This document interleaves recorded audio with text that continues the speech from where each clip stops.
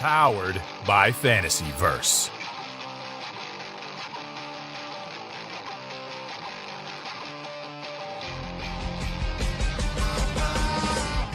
Welcome to Turn a Page, the official comic book club for Nerd Initiative. Each week, the NI Bullpen will be covering the world of comics, talking to creators, deep diving into some fantastic stories, and much more. Now let's hand it over to the team and turn a page. Welcome to a variant edition of Turn a Page, the official comic book club for Nerd Initiative. My name is Ken M. You know me as the host of the OD Page podcast, also editor-in-chief. Also to my left, you're right at home. It's in his contract. He has to do his own intro. Match live and direct, even though pre-recorded at the ODPH Studios. My name's Off the Cuff Tom. Thank you so very much for having me, Tom, Jeannine, and Ken. It is always a pleasure. Absolutely. And as we alluded to, this is a variant edition of Turn a Page because we like to highlight books and other projects coming out from comic creators that we know or ones that we think comic fans are going to dive into. And this book we're going to be talking about today is one that we really think is going to gain a lot of steam from comic fans. It's an amazing dark fantasy that is coming out via Bad Hand Books on September 17th. And knowing the writers behind this from such projects as Vampirella, Panthra, Soul Taker, and the Herculoids, you know this is an instant win. So from your new favorite series coming out, Nira, a Constance Evermore Story, please welcome to the show Tom Sniegoski and Jeannine Acheson. What is going on, everybody? Thanks for having us. Yeah, we're happy to be here. This is great. Thank you so much for making the time out to talk to us. So obviously with a new project coming out, how did this whole transition to the book all take place? Well, I actually got out of the blue. I got an email from the artist who did the cover and the illustrations on the inside of the book, Tom Brown from England. And I had worked with Tom on a project called The Raven's Child, a graphic novel that I did for Random House a few years ago. And we've always wanted to work together on another project. So he emails out of the blue and he says, I'm doing illustrations for a new publisher and he's looking for novellas. And would you be interested in doing a novella that I could do the illustrations for? So I kind of hemmed and I hawed, and I'm like, yeah, let me think about it. And I go to this one, and I say, said yes. yeah. I was like, do you want to maybe work on a novella with me for this new company? Yes. There was like Yeah, no pause, no, just a flat out yes.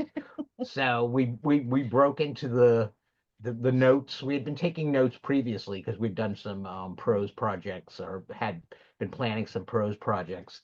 And we had the seeds and germs of Nira in that file.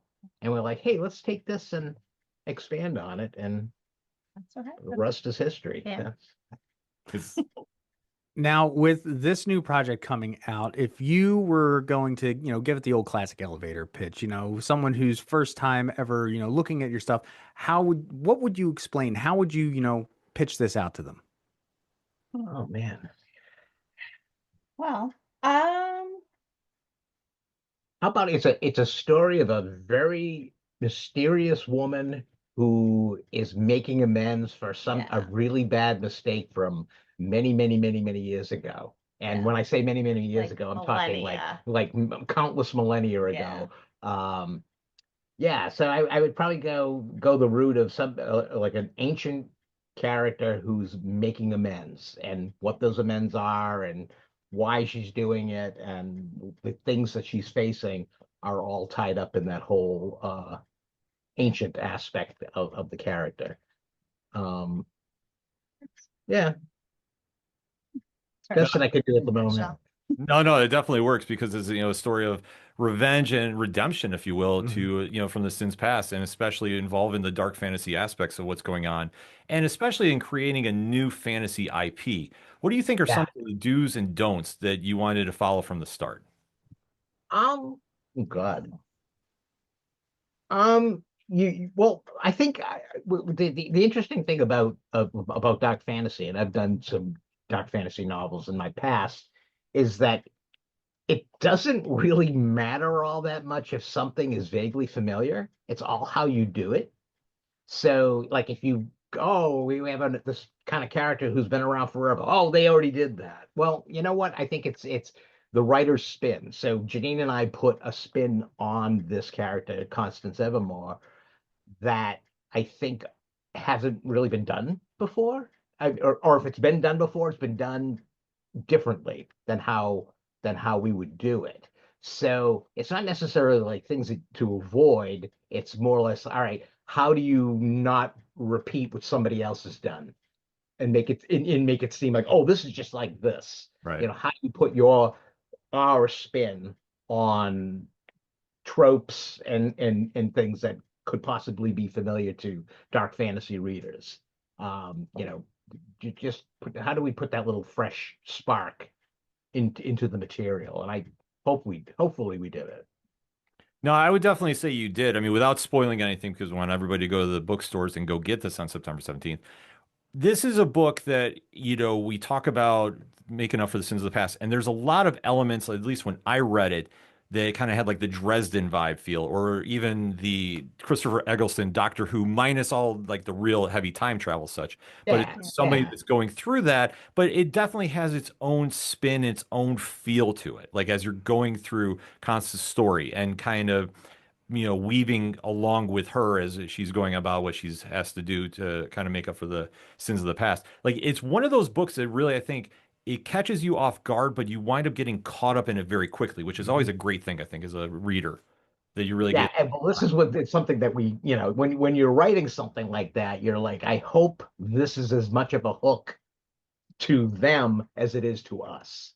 Yeah. So I like, think when we were writing that very first scene where we meet Harry, one of the characters in the story, we were like, how far back, how much do we want to tell of his story? And it felt like we kind of, we put in more than we thought we needed at first. But then once we looked at it, we were like, no, this introduces us to Constance right away. And it felt right. yeah, and So it felt good. gives you layers of the character prior to, you really haven't even met the character yet, and you're already starting to put the pieces Mhm. together as to who she is, what she is, that type of thing. So it was one of those things where I think we thought when we were writing it, we were going to be chopping it down, making it much shorter. But the more we did it, the more we read it, we were like, you know what? This is all kind of necessary. It all kind of helps later on in the story Yeah. in Yeah. terms of her definition and her place in the world and stuff like that. Now, what's interesting, I love the fact that we're doing a novella now. As much as Tom hemmed and hawed, and Jeannine had the big old smile on her face, and obviously you said that, Thomas said that, that the publisher wanted to go that route. Does that writing process make it a little easier, a little harder, or, is that choice maybe just to make it more accessible to new readers? I think novellas are kind of fun. There's just Yeah. something kind of it's not as intimidating Hmm. as like as a novel. I know it sounds kind of silly, but I think there is like, oh, I that's not that long. I can do that. Yeah. So I think it's kind of like it's a nice way to introduce the character in her world without like overtaxing somebody. Yeah. Like they're like, oh, I don't know if I want to. Oh, there's going to be more of these. Oh, I don't know if I want to read, 350-page novels about this character. I think it's a nice introduction. It's a nice, like whetting your appetite Yeah. almost on her. And I think it's a little bit of a challenge. I have a tendency to be a little long-winded in my in my fiction, so it kind of forces me to behave myself. Yeah. Kind of like, all right, I can't go too far because this is we have the parameters that are set up by the publisher in terms of how many words and stuff like that. So But we had also just come off of writing a bunch of comics. We had just finished, I think, one of the miniseries that we worked on, probably, yeah. plus a graphic novel that hasn't been announced yet. But we were in comic mode, and so that's like very Yeah. concise and very like economical with every word. So I feel like it's kind of was the next step. It was like, okay, it's prose, but we still have to be economical in our word choice Yeah. and how broadly we told our story. With comics, you're letting the artwork tell part of your story. So when you're in book mode, it's kind of like, crap, I have to do everything. Oh, we have to do everything now. So it's like it's a shifting of gears in terms of the storytelling. But still fun. I mean, no Yeah, complaints. No, I was gonna say that's one thing that comes across with the book too. Like I say, you can kind of tell like where there's a little shift in there as far as the creative process goes. Because yeah, without the art that we typically see in comics, you really have to paint that broad picture for the audience as they're Yes. reading it, and really make sure you're driving the points home. And especially with a character like Constance, who is very complex, to put it mildly. Yes. Going into the opening chapter, was it a situation as you were writing, did the character really evolve into that complexity, or was it one that you had a rough idea where you wanted to go and kind of stayed focused on how much you wanted to reveal for this opening shot? I think it was probably, we had a lot of conversations about her before we even put a word on the page. Yeah. Yeah. It It was was a almost like lot of we chat kind of about we kind her. yeah, we kind of started with her, with her as a character and kind of built out. I think the original concept, I was like, I want to do a character who's ancient, who was born with a caul, which is that the skin over the face that Yeah. supposedly you're gifted, supernaturally Yeah. gifted if you're born with that over your Mhm. face. And that was pretty much what I had Yeah, in that was it. notes. And we talked about it a bunch, Yeah. but we never went any further than that in terms of exactly who she would be, what Yeah. she would do, what kind of world did she live in, that type of Yeah. thing. But yeah, it was just that little bit of a bit of a germ that was a nice place to start. And it kind of built outward from there. And Yeah. her story and the story in this particular book kind of came out of that. Yeah. And I think the more we wrote her after we wrote the initial the first scene with Harry, she kind of just started, it sounds so weird, but she kind of started talking to us and she just kind of took Yeah, over. she kind of She's got her own yeah, personality. she just kind of like pushed us out of the way and said, "Oh no, Yeah. this is how it would be done. Yeah. You two don't you step You don't know what aside, you're doing." step aside. Well, I'm Yeah. gonna do this." Yeah. Yeah, you've unlocked the magic, and now she's crossing out from the page and like crossing it over to the real world. Yeah, Yeah. yeah. It's kind of like the further we got into writing it, it was almost like you could say, no, she wouldn't do Yeah. that.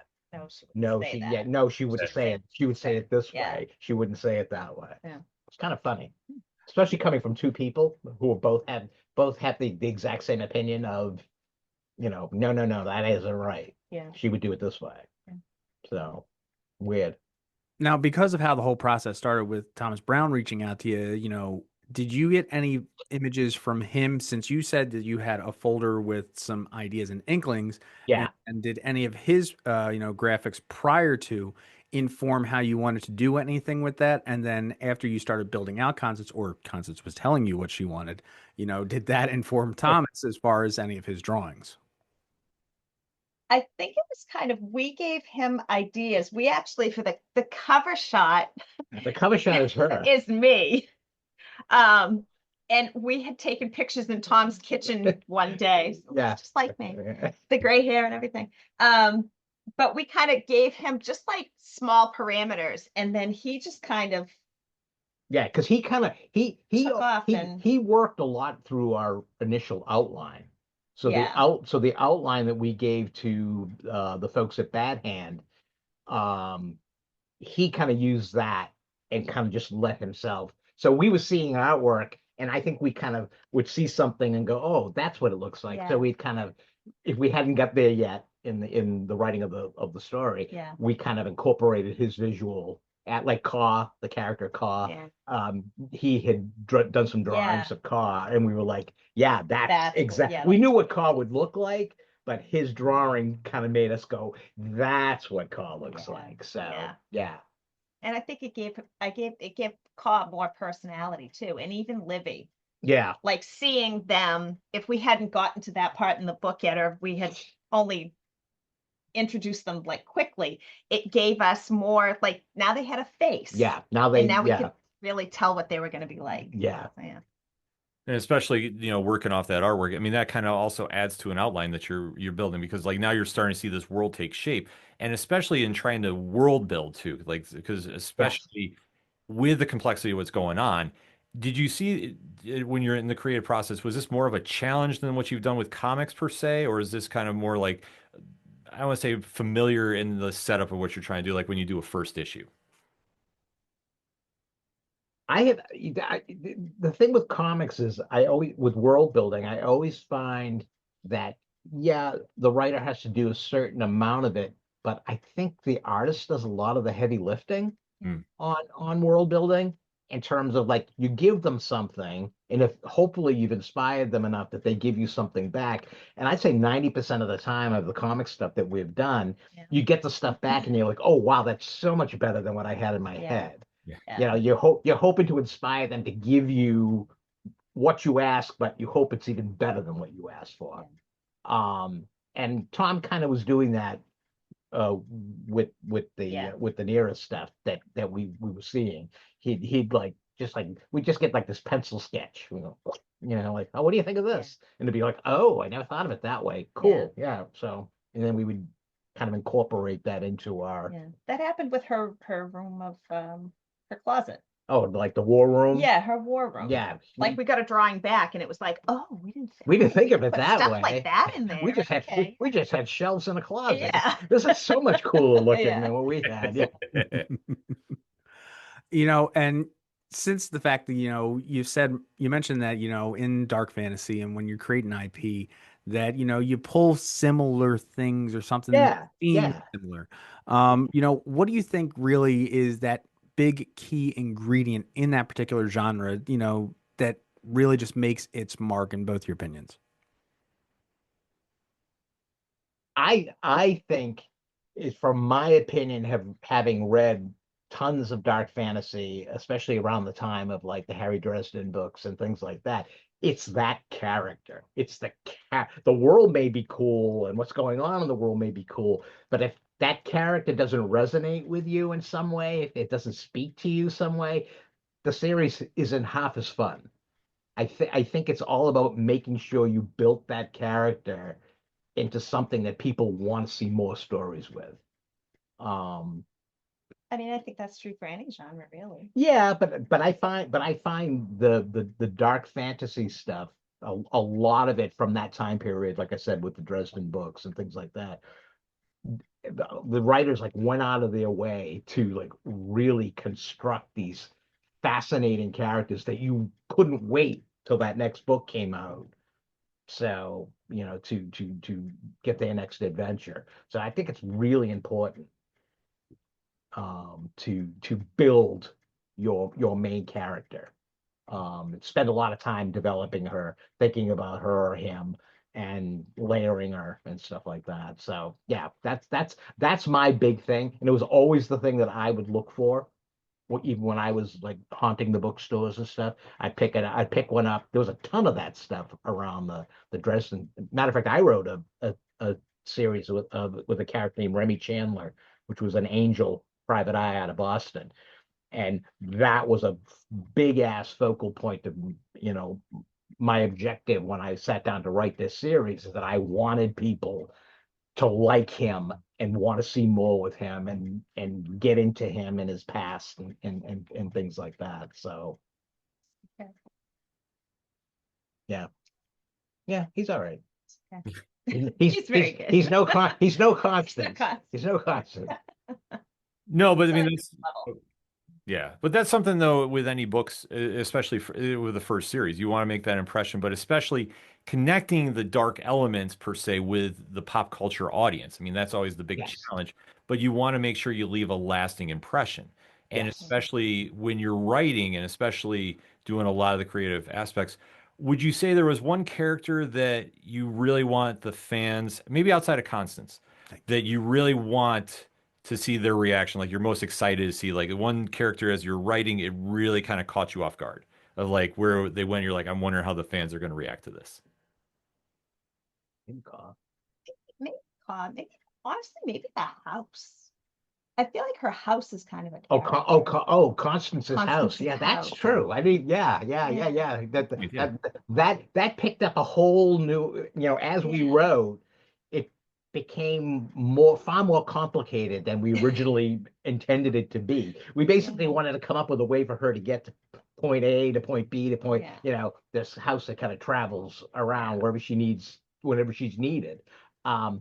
But the house started to almost like develop its own personality. Yeah. And I think as we wrote, I think we realized how much we could take advantage of Yeah. what we were developing with that house and expanding And on put it. her in different places, and Yeah. she's been in the German forest. So now, Yeah. There was just, Yeah. I think the more we played with the concept, the better we thought the concept was, and it was kind of like, oh, this is really cool. This character, this house is a character. It Yeah. seems that even it might even be slightly sentient. You know, we haven't 100% said that, yeah, but it is in a way. Yeah. It's almost like a misbehaving dog. Like it'll like it could leave, while she's on a mission. She could come back and it could be gone and it's wandered off someplace, that type of thing. Picks So up strays, brings home, dead rabbit or whatnot. yeah. Now you already alluded to the fact that Constance was born with a call. Yeah. Considering its rarity, and if I did my math right, it's about 1 out of 80,000 births, if I remember correctly. Is it yeah, that? yeah, Okay. Yeah. yeah. And interestingly enough, I think we talked about this last time, Tom, when we were talking Hercules. My dad was actually born with one. Really? Yes. So, Wow. and when we're done recording, I will tell you he did have one of those premonitions one time. Really? Yes, he absolutely did. God rest him. Yeah. I mean, supposedly they like people swore by it, like, oh, he was born with the call. That Mhm. was like a big deal. Yeah. Like, oh, this guy's gonna be special. But it sounds like, Tom, you're the one who originally heard about it. Now, Jeannine, were you aware of this? And how was it when you brought it to the table of let's work this in? And the way you guys worked it in, obviously, because this one hits a little closer to home for me. I Right. absolutely loved the concept of how, one, you did it with Constance, and then still how you incorporated it later. Which Yeah. that's a mini spoiler, but I think that was so smart. Yeah, I was familiar with that, and I don't know how I know. I feel like I had heard it from my grandmother or something, like when I was a kid. Mhm. But I was familiar with it, and we started talking about it, and I started taking notes on it. And then when it was funny because when we were writing it, we had many discussions about the descriptor of it because, like, it's it's an amniotic sac, like it's not skin. And we went back and forth on how to describe it. I can't tell you how many times. Yeah. But I think we figured it out okay. Yeah, we did all right with it. We came to a conclusion. We came. A couple of fights. I stormed off. I came back.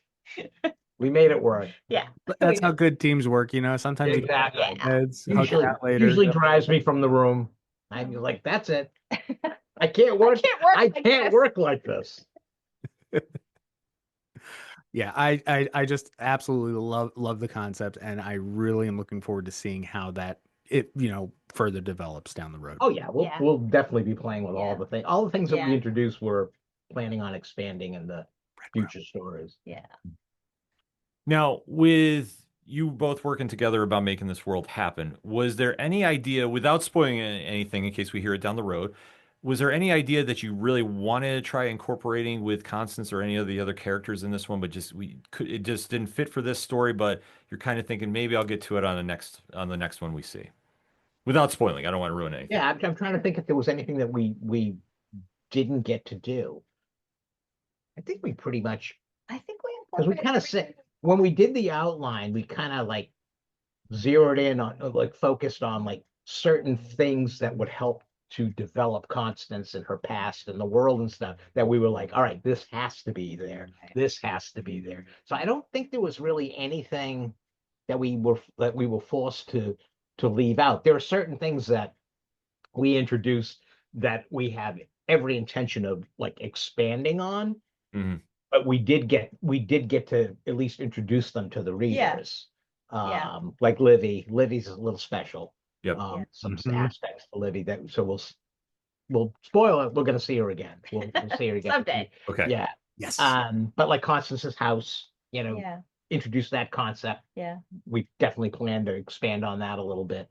All the other people who live in her house. All the ghosts of all the people that she's responsible for having killed them. Obliterating.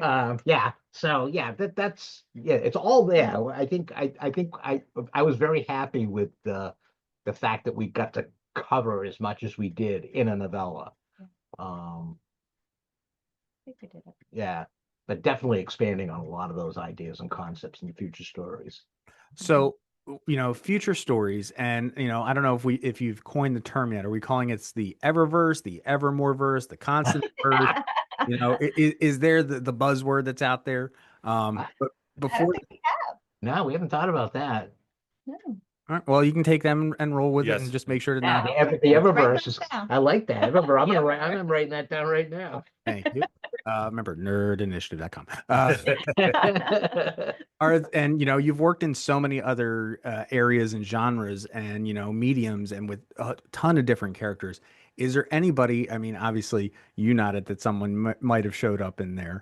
Well, I mean, but that's also like reality crossing over. But granted, we know Constance has got her powers that kind of stretch beyond the means of books. Mm-hmm. Is Right. there anybody else that you may want to introduce or have some fun with or allude to in the Eververse? We were talking about that today, actually. Aha. Were we? Yeah, because we did a series for Mad Cave Studios called Soul Taker.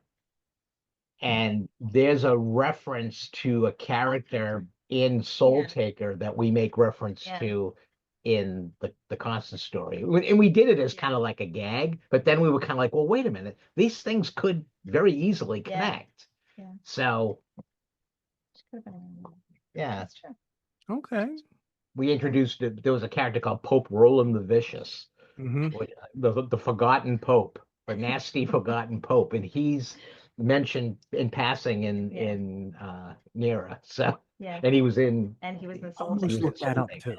It just sounded so like, wait a minute. Yeah. That sounded so big, and I almost like, hold on, let me go. I was like, "Nah, I'll take it for what it's worth, and now I should have. But that's that I mean, I'm trying to think of like anything. I mean, I'm sure that if we are at this long enough that we'll create characters that might Yeah. show up, in the Constance stories or show up in their own stories or interact with Constance in the story.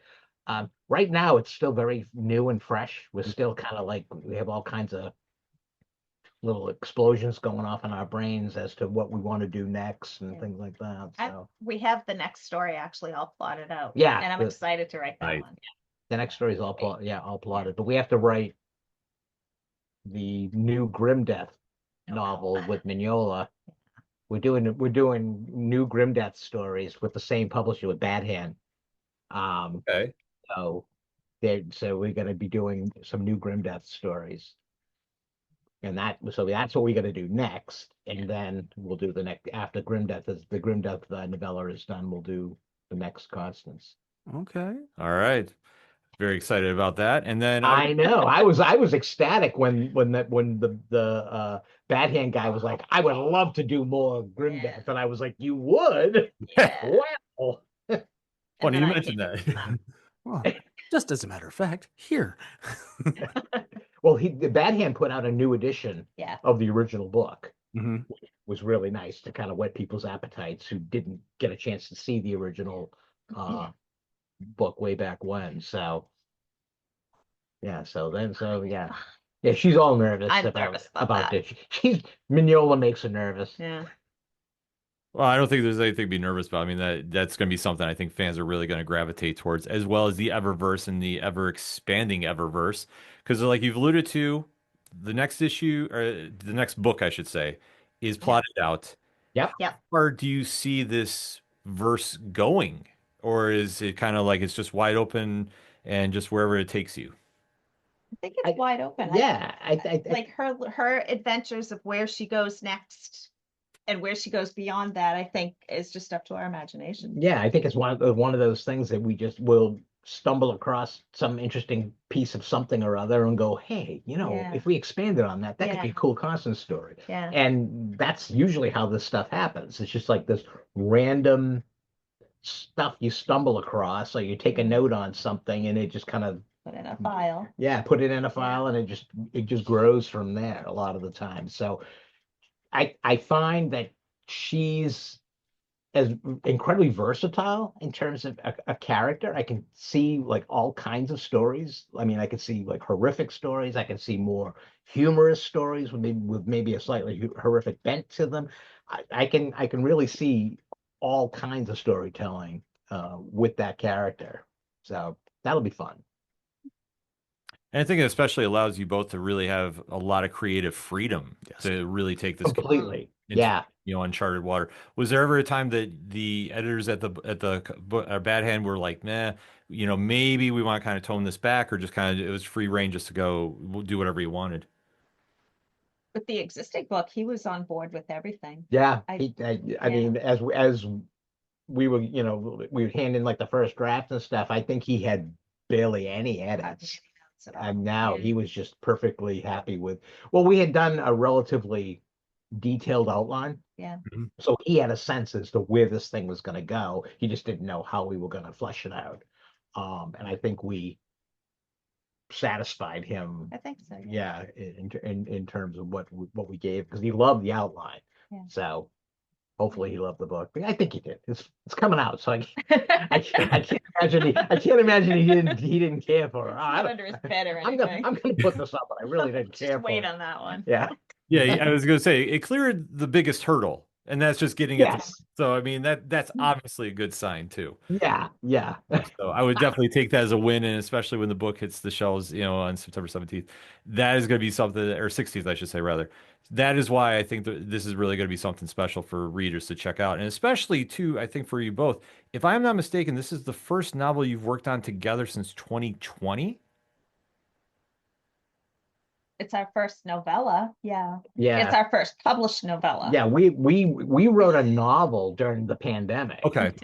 That was like the first thing that we ever worked on together. Baptism by fire. The baptism, yeah. And this was a lot of this stuff was really new to her. Yeah. So I was kind of like, hey, we're stuck in the house. Let's.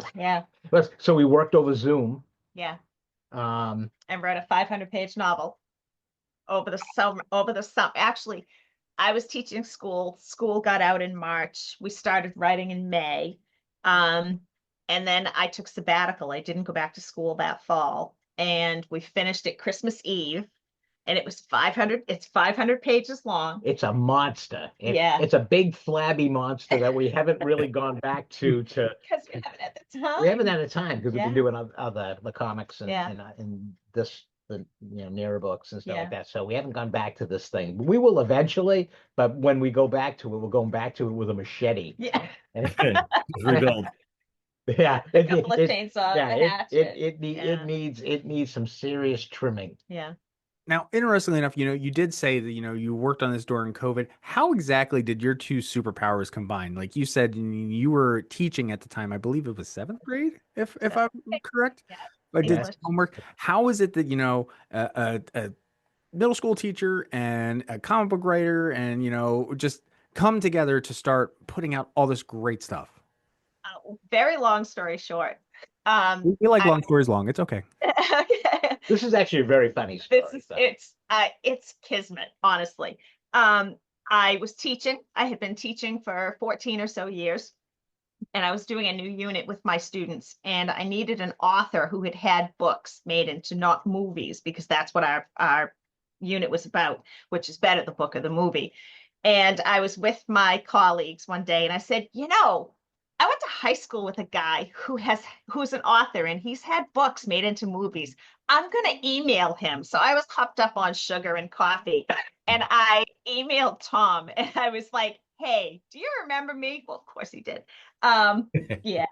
And I asked him, I was like, would you be interested? I know I've been following your career. Would you be interested in coming to talk to 300 seventh graders and about your books and movies and about being an author and which is better, books or movies? And he said yes. And we kept on talking and renewed our friendship. And then the pandemic hit. And right before that, I had been telling Tom that I'd been thinking about retiring because teaching was getting to be really challenging. Mm-hmm. And so about the same time, my husband and Tom both said, maybe you're supposed to be writing. Maybe that's the thing that you're going to do in your retirement. And so I did. And we started writing. The pandemic hit. We wrote the novel. Then he asked me to write comics. And then I went back to school the following January or so. I worked the rest of that school year in 2021. And then I retired. I was like, I'm done. This is what I want to do. And that's how it came about. It was crazy. Yeah.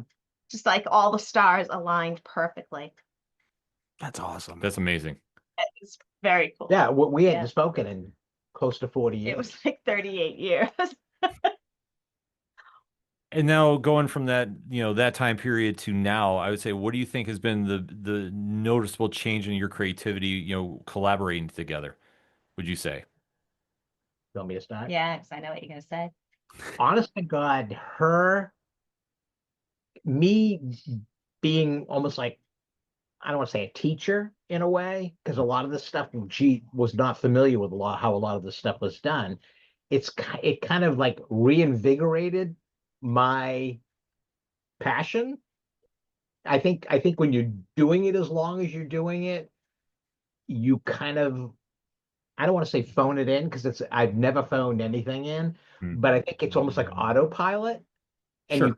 you kind of forget the excitement that you're getting to write these amazing characters and these amazing situations and stuff like that. And you just kind of, this is what you do every day. You sit down, you're like a machine. And I think having to show her how this stuff was done and the thought process of how you do these things kind of like almost like reinvigorated my interest. It kind of like, oh, this is pretty good. What am I on autopilot for? This Yeah. is exciting. I get to write about giant crabs today. I get to do giant crabs this afternoon. Who gets to say that? Yeah. So yeah, Yeah. she really kind of almost like lit the fire again under my butt about, just like really enjoying it. And I always did enjoy it, and I still enjoyed it, but I think again, you get stuck in the grind. You get Comfortable. Yeah. you get comfortable, and you also, I got a deadline. I gotta have it done. It's got, when does it do? I gotta sit down. So you just get in a certain machine-like mindset and you just do it, and you're not enjoying it as much as you should be enjoying it. So Yeah. but now with her, I'm forced to enjoy it. Yes, you are forced. It's how Sniegoski got his groove back. There you How about you? I think for me, it was interesting for me to go back to being a student after having been a teacher of English for such a long time. And I had my curriculum, and I knew all of my standards that I had to hit, and I knew seventh graders, and that was all wonderful. And I was the leader. But now here I'm part of the team, and I'm, his knowledge of like writing comics and novels and novellas is here, and mine's like here. So for me, like learning the trade, learning the craft, and I hate this, but not being afraid to make mistakes has been a huge challenge for me. Like, But huge. this is, every time this came up, I was like, this is the stupidest crap in the world. This is just nuts. You're bonkers. You're just coming up with crazy ass ideas. Yeah. Some of it's going to work and some of it's not going to work. It's not a mistake. Yeah. I mean, there are no mistakes in this kind of stuff, because as long as you've got something to play with, you just keep, whacking away at it till it's something that's acceptable. Yeah. So there really isn't a mistake. If you have something, it's something to work with. It's something to mold, something to shape. And she was like, "Oh, I'm gonna screw up. Make a mistake. You make a mistake. You're writing Vampirella. She's a badass female. God. I mean, there's really not a lot of mistakes you can make. Yeah. I mean, It's getting better. not like I would let you make the mistake. So. Well, that just answered my next question. I was going to say, Jeannine, how exactly has your writing, has it gotten, braver? Have you, hit harder with that pen to the page? But obviously, Tom just vouched for you on that. Yeah. I mean, I think I've gotten, the word I'm looking for. I've gotten to work on my own voice better. The first, we laughed about this actually just the other day, because I just finished a short story of my own, and I'm making it into a chapbook, and that's fine. and we were talking about when I first started writing. And I had because I was coming from an academic place, my style was very like old world dowager. And it was like very formal and very like prim and very like particular. And now I feel like after 5 years, I'm finally like letting loose a little bit. Relaxing a little bit. I'm never relaxed, but yeah, I feel like my voice is finally like evolving. And so, yeah, that's been. I'd be like, "Hey, Dickens, shut Yeah. what are you doing here?" This is So we should go back to her original stuff and like start reading it as Dame Maggie, you know. Yeah. Yeah, some of it, I mean, it was fine, but no, some of it was none a of it. little I would scary. never have allowed her to enter this sphere of insanity if I didn't think she was capable of handling it. Yeah. I mean, I would have just said, "Oh, keep at it, kid. Yeah, you go. Talk to you later." But yeah, I would never have introduced her to this nonsense if I couldn't handle if I it, didn't think you can handle it I'd and change. enjoy it. Yeah, it's fun. And enjoy it. So I mean, much fun. that's half the battle. The enjoyment is half the battle. Mhm. You know, you have to be willing to, kind of suck it up and say, "All right, this is how many things we have to get done this week? All right, let's go." Just see the whiteboard. Oh, Yeah, we got a scary. whiteboard over there that we walk by, we start crying when we Yeah. walk by. Like, We can relate. Yes, yeah. New comic book day, yes. Yes. Mhm. But that said, we've talked about, Constance is going to be a new favorite character for a lot of readers. But who is your favorite dark fantasy characters of all time, whether it's TV, movies, books, and why? Can I go into comics for that? Sure, absolutely. Any genre. John Constantine. There. Constantine is my favorite. Yeah. Oh, the first time I'm actually really good friends with Steve Bissette, and I can remember him talking about this Constantine character, and I'm like, who are you even talking about? I was really young when I first met him, and he said, "Oh, he looks like Sting, but we can't say that because Sting might sue us." I remember even like the very first time that character appeared, I was kind of like, "Oh wow, he does look like Sting." Yeah. Yeah, Constantine is probably Yeah. yeah. I'll stick with the Sandman theme, and I think Well, Sandman. Death. Oh, you the character of Death in Sandman. Death. Yeah. She's pretty cool. They're She's pretty very cool. Yeah.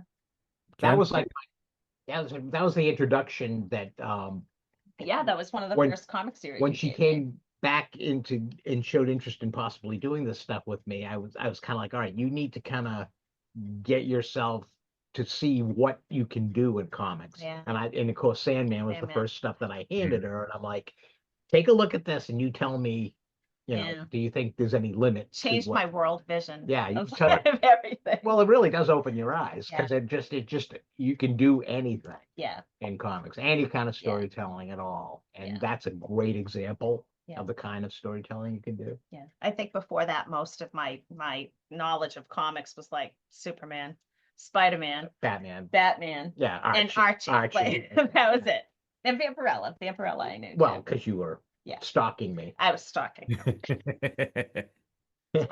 How about you? Who's your dark fantasy? Honestly, it's Constantine. I have to agree with Tom. Like, there's something about him that you almost feel bad rooting for him because Yes. he's such an awful person, but he does good things, and it's like it really shows like a really great character because there's so many layers to him, to put it mildly.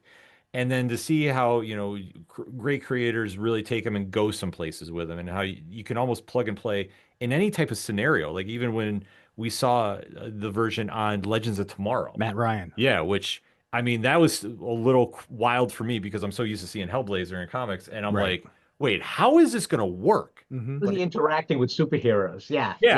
Yeah. But they make it work. Yeah. I don't know. I mean, even in the comics, he's interacting with superheroes sometimes, but they still make it work. He's still John Constantine. He's still an asshole. Yep. And it's just amazing how, I mean, they actually managed to make that a part of his interaction with these heroes. It's kind of like the uncomfortableness of this supernatural character interacting with Batman, but they make it work, and you find yourself liking the character even more because it is working, and you don't think it necessarily would work, Right. but and it fascinates me that they could do it. Yeah, because most of the time, everybody that runs into him is like not happy to see him.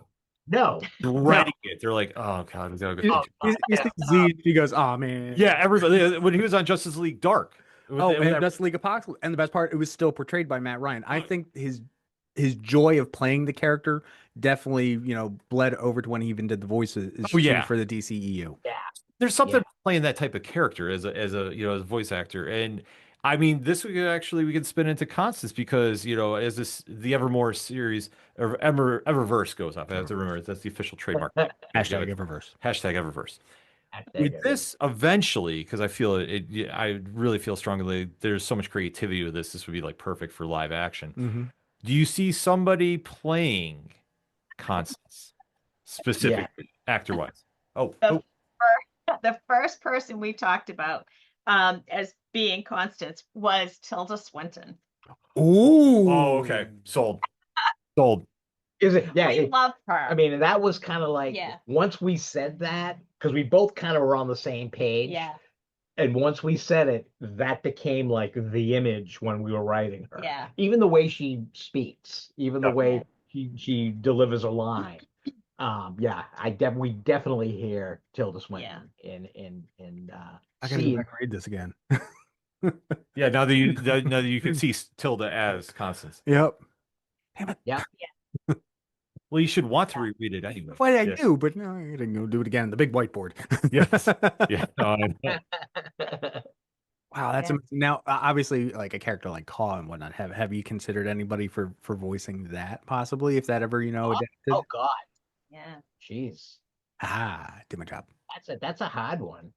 Like Patton Oswalt would be a riot. I know. But he already did the voice of Matthew in the Sandman. So I don't think we could get him for a Fox Raven or Fox Crow or whatever he is. I don't know. Who's the guy who did the voice of Roderick in Grim Death? I forget his name. Oh, I forget his name. Another character. I just got off of I adapted the Grim Death and Bill the Electrocuted Criminal for a dramatic podcast. Okay.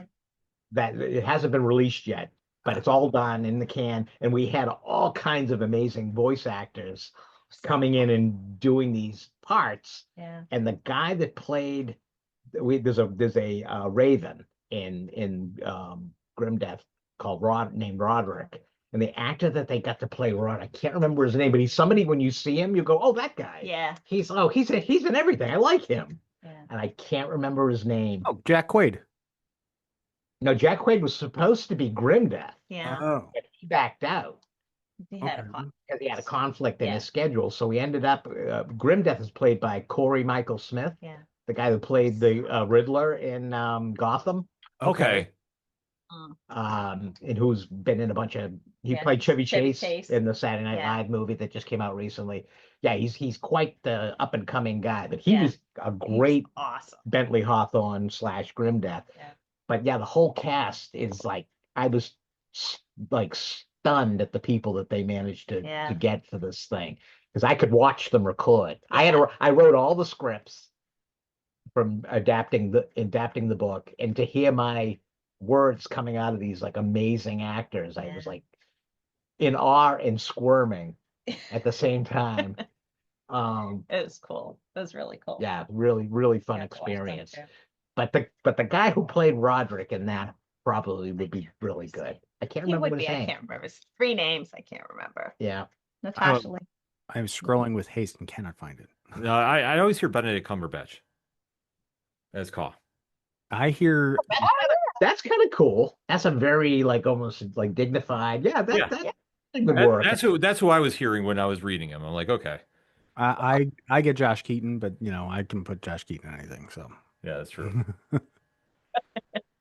But that's the great thing about the characters that fans are going to find out on September 16th. And we can't stress here enough at Nerd Initiative. If you really want to get a great book in your hands that's got more elements than just dark fantasy, it's got heart, it's got redemption, it has literally something for everybody.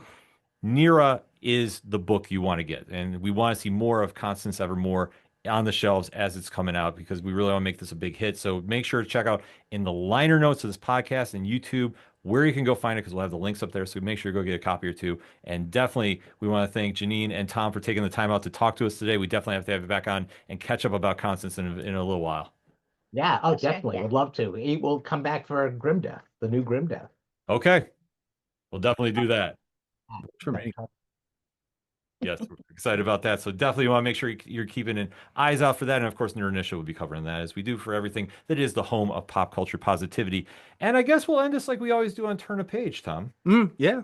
But we kind of have to switch it up a little bit. So on behalf of Tom and myself, thank you for checking out a variant edition of Turn a Page. And when you're at the bookstore and you have a great book in your hand, such as Nira, a Constance Evermore story, which is out September 16th by Bad Hand Books, and you see somebody struggling to find something, hand them a copy.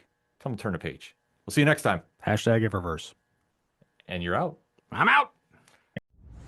This program is powered by Fantasyverse, where manga, comics, and more collide. Check their website out because it's not a dream. It's Fantasyverse. The content you've just watched is part of the Nerd Initiative Network. Make sure to like and subscribe to our YouTube channel, and don't forget to check out nerdinitiative.com, the home of pop culture positivity.